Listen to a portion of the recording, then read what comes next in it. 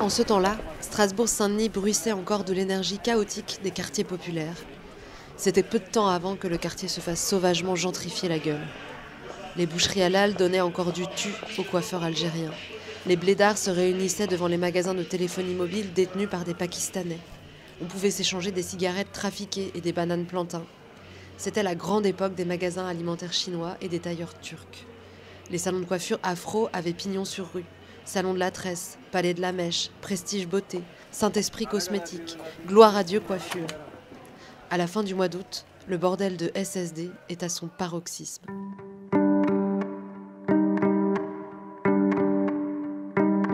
Parole d'écrivain, saison 4, 3e épisode, par Sarah Masson. Aujourd'hui, on traverse le faubourg Saint-Martin, la rue de Paradis et la gare de l'Est. On s'enfonce dans le quartier Strasbourg-Saint-Denis à Paris, berceau de la production musicale et artistique avec Julia Piala, qui publie son premier roman, Quand la ville s'éteint. Dans l'univers de Julia Piala, sociologue de formation, le quartier est un personnage qui profite de sa gloire de pionnier, qui s'étiole, qui multiplie les rencontres et mélange les genres. Le quartier et ses habitants, pour Julia Piala, c'est aussi le roman d'une époque. Je pense que l'une des premières raisons d'écrire, c'est d'abord la volonté de dialoguer avec ses contemporains.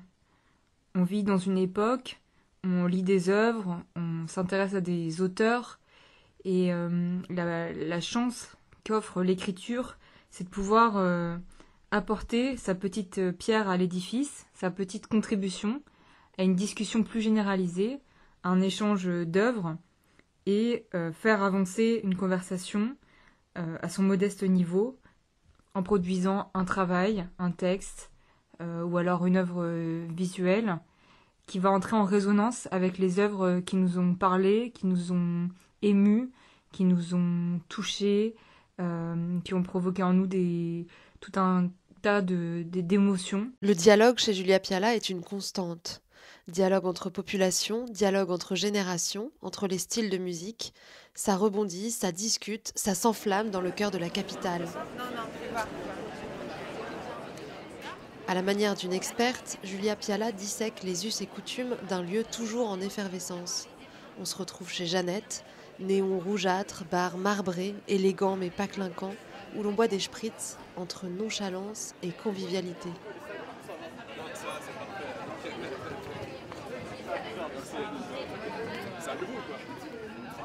C'est s'inscrire dans un air du temps, ce qu'on appelle le Zeitgeist, et c'est un peu à rebours de l'idée qu'on pourrait qualifier de fanfaronnante et snob, que l'œuvre que l'on produit va produire une révolution symbolique et esthétique. Je pense qu'au contraire, c'est quelque chose de très modeste. C'est simplement de dialoguer avec les œuvres et les artistes de son temps que l'on aime. Et en l'occurrence, pour ce premier roman que j'ai publié, ce sont les auteurs qui m'ont porté, qui ont nourri mon imaginaire, ceux qui ont documenté Paris, ceux qui ont permis une réinvention de la langue. Je pense à Zarka, je pense à Karim Madani, je pense à Raphaël Malkin et bien d'autres.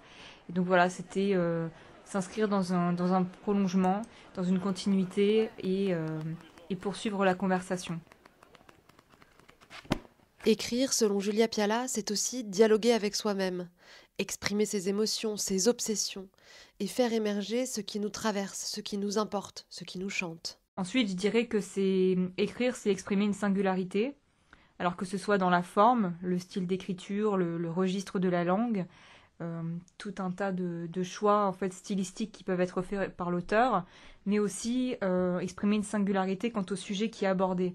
Là, je dirais que c'est une raison qui est un petit peu égoïste ou égocentrique, qui consiste pour un auteur à exister par un texte, à parler de ce qui importe pour soi, et à donner à avoir un regard, un peu comme le ferait un réalisateur, à placer la focale sur un sujet de manière totalement subjective et assumée.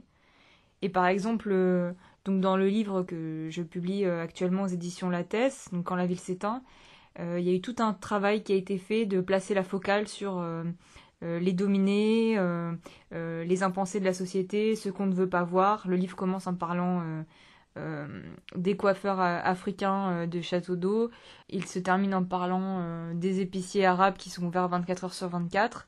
Il y avait une volonté forte en fait d'exprimer une singularité et de contribuer par ce texte à un très modeste niveau bien évidemment puisqu'il ne prétend pas régler ou proposer de solutions, mais en tout cas voilà déjà de porter à la vue de tous certaines choses qui comptent pour moi, qui me sont parfaitement singulières. Ce qui compte pour Julia Piala, c'est aussi le message que porte une fiction, sa dimension politique. Pourquoi écrire si ce n'est pour faire entendre d'autres voix, d'autres vies, d'autres aspirations? Et enfin, et pour poursuivre sur cette idée, je pense que la dernière raison qui importe, c'est de porter un message, de défendre et faire exister une vision du monde. Et ça serait une raison d'écrire qui serait plus politique, à savoir qu'on vit dans une époque de foisonnement de production d'œuvres. Les œuvres coexistent les unes avec les autres, et j'ai la sensation, de par peut-être des formations professionnelles, de par mon travail de sociologue, qu'il existe un discours dominant qui a tendance à œuvrer à la conservation d'un certain système de société, et la possibilité d'apporter une parole qui soit un petit peu dissonante, ou en tout cas de faire exister un univers qui ne serait pas forcément celui qui est au cœur du débat public, c'était important en fait pour peut-être élargir un petit peu le débat, toujours de manière très modeste, mais veiller à ce que certaines voix soient entendues ou en tout cas soient représentées, ça c'est extrêmement important. Donc voilà, avoir une dimension politique engagée, mais tout en étant bien évidemment sous une forme romanesque, divertissante et légère, mais ne pas oublier cette dimension. Le roman de Julia Piala, Quand la ville s'éteint, est publié chez Lattès dans la collection La Grenade. Merci à elle et bien sûr, rendez-vous en librairie. Dans 15 jours, nous ferons escale à Brazzaville avec Fan Atiki, auteur de CAF 72. D'ici là, vous pouvez écouter ou réécouter les autres épisodes de Paroles d'écrivain sur le site des éditions Jean-Claude Lattès et sur toutes les plateformes de podcast.